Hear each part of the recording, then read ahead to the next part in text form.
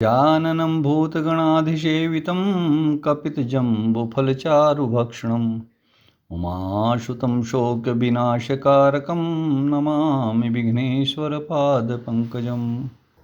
जय श्री राधे। ज्योतिष में हम आज बात करते हैं मकर लग्न के प्रमुख राजयोगों के बारे में। पाराशर ऋषि ने हर लग्न के लिए बहुत से राजयोग की कुंडली में कैसे राजयोग बनते हैं उनके बारे में पराशर होरा शास्त्र में बहुत ही सटीक विधि से बताया है। ग्रहों की युति, कौन से भाव का कारक किस त्रिकोण में या केंद्र में बैठा है, उसका प्रभाव, ये सब पराशर ऋषि ने होरा शास्त्र में बताया है। इसके लिए आज हम मकर लग्न के कुछ प्रमुख राजयोगों का विश्लेषण करते हैं। आइए जानते हैं। यह है 10 नंबर मकर लग्न की कुंडली है और इसका स्वामी शनि, और शनि की यह दूसरे भाव में, धन भाव में, यह भी कुंभ राशि शनि की है। तो इसमें जो राजयोग होगा यह है, अगर शुक्र लग्न में हो, अगर यहाँ पर लग्न में शुक्र है तो वह व्यक्ति धनी होगा और समाज में पूजित होगा। या तो वह धर्मात्मा है या इतना प्रतिष्ठित है कि उसको समाज में पूजा जाता है। शुक्र लग्न में यह राजयोग बनाता है। दूसरा है, अगर लग्न में मंगल और सप्तम में चंद्रमा हो, यहाँ पर चंद्रमा और यहाँ पर मंगल मकर राशि में उच्च का है और चंद्रमा स्वग्रही है, तो यह आपस में दृष्टि भी रखते हैं। मंगल और चंद्रमा का योग आपस में साथ में बैठ जाएं या एक दूसरे पर दृष्टि हो तो वह धन के मामले में बहुत ही शुभदायक होता है, शुभ फल देने वाला होता है। यानी कि आमदनी पूरे जीवन बनी रहती है। और यह स्थिति मंगल उच्च का है और चंद्रमा स्वग्रही है, तो यह अतुलनीय धन देगा, तो वह व्यक्ति धनाढ्य होगा।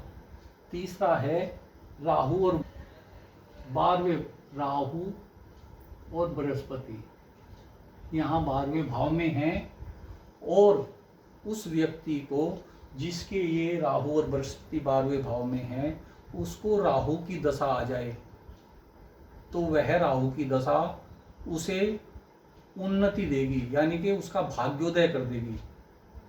तो राहु की दशा यानी कि 18 साल ये उसके जीवन के क्रीम पीरियड होंगे। इसमें वह बहुत ही अधिक धन कमाएगा, प्रतिष्ठा कमाएगा, यानी कि उसका भाग्योदय होगा। और इसके बाद है बुध लग्न में या 9 में, अगर यहाँ बुध या तो यहाँ लग्न में है या फिर यहाँ 9वें भाव में है, तो इसमें से कोई भी एक स्थिति है तो उस व्यक्ति का भाग्य किसी दूसरे जाति के व्यक्ति के सहयोग से होगा। और एक स्थिति और है, अगर मकर लग्न में बुध यहाँ है या यहाँ पर है तो वह व्यक्ति विदेश में बहुत ही जल्दी उन्नति करेगा और धन संचय कर लेगा। इसके बाद है, अगर सूर्य की दशा, सूर्य यहाँ अष्टम भाव में, अष्टम भाव का कारक है, और कुंडली में अगर कहीं पर भी बैठ जाए, अगर सूर्य यहाँ बैठ जाए, यहाँ तो उच्च का हो जाएगा, अगर यहाँ भी बैठ जाए, यहाँ नीच का सूर्य है लेकिन अष्टमेश है, तो सूर्य की दशा उसके लिए बहुत ही शुभ फलदायी होगी, यानी कि विशेष फल सूर्य की दशा में मिल जाएगा। इसके बाद है बुध व शनि 9वें में, अगर यहाँ बुध के साथ शनि है, शनि लगने से और बुध यहाँ उचके, तो अगर ऐसा व्यक्ति निर्धन परिवार में भी जन्म लेता है तो वह धनाढ्य हो जाता है, अपने जीवन में बहुत अधिक धन प्राप्त करता है या कमा लेता है। इस तरह से यह राजयोग यहाँ 9वें भाव में भाग्य स्थान में बनता है। इसके बाद है लग्न में सूर्य, चंद्रमा, बुध व 12वें में मंगल और शुक्र। यहाँ लग्न में सूर्य, चंद्रमा और बुध, और यहाँ 12वें में मंगल व शुक्र। अगर लग्न में सूर्य, चंद्रमा व बुध हैं और 12वें में मंगल और शुक्र हैं, तो ऐसे व्यक्ति का भाग्योदय उसके भाइयों के सहयोग से होता है। यह मंगल भाई का कारक है। और इसके बाद है मकर लग्न में सूर्य, चंद्रमा की स्थिति। अगर मकर लग्न में सूर्य और चंद्रमा साथ में बैठते हैं तो यह दाम्पत्य का दुख बढ़ाने वाला है, यानी कि उसका दाम्पत्य ठीक नहीं रहता है, पति पत्नी में संबंध अच्छे नहीं रहते हैं। मकर लग्न में सूर्य और चंद्रमा जितनी दूर होंगे, अगर चंद्रमा यहाँ है और सूर्य यहाँ है, तो यह जितनी दूर होंगे दाम्पत्य उतना ही सुखी रहेगा। और इसके बाद है बुध शुक्र तीसरे में और राहु चौथे में। अगर बुध यहाँ, शुक्र यहाँ, बुध और शुक्र दोनों साथ में हैं और ये एक यहाँ उच्च के हैं और एक नीच का। बुध मीन राशि में नीच और शुक्र उच्च का होता है। तो अगर बुध और शुक्र तीसरे भाव में हैं और यहाँ चौथे में राहु है,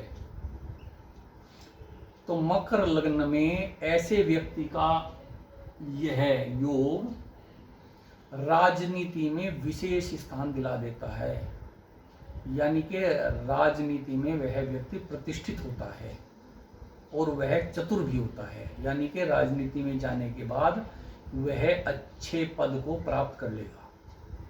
और इसके बाद है अगर मंगल चंद्रमा 9वें में और बृहस्पति लग्न में और बुध और शुक्र 5वें भाव में चंद्रमा, अगर यहाँ 5वें भाव में चंद्रमा और 9वें में बृहस्पति, यहाँ 9वें में बृहस्पति और लग्न में बुध व शुक्र, लग्न पंचम और नवम, लग्न में बुध और शुक्र, पंचम में चंद्रमा और नवम में बृहस्पति हो, तो ऐसा व्यक्ति प्रशासनिक अधिकारी होता है और केवल IAS ही नहीं रहता बल्कि प्रशासनिक सेवा में ऊंचा पद प्राप्त करता है, यानी कि विदेश सचिव या किसी मंत्रालय में सचिव का पद भी प्राप्त हो जाता है। इस तरह से मकर लग्न के ये प्रमुख राजयोग हैं। आप जान सकते हैं कि मकर लग्न अगर आपका है तो इसमें से कोई भी एक राजयोग आपके जीवन में सुख देगा, समृद्धि देगा। जय श्री राधे।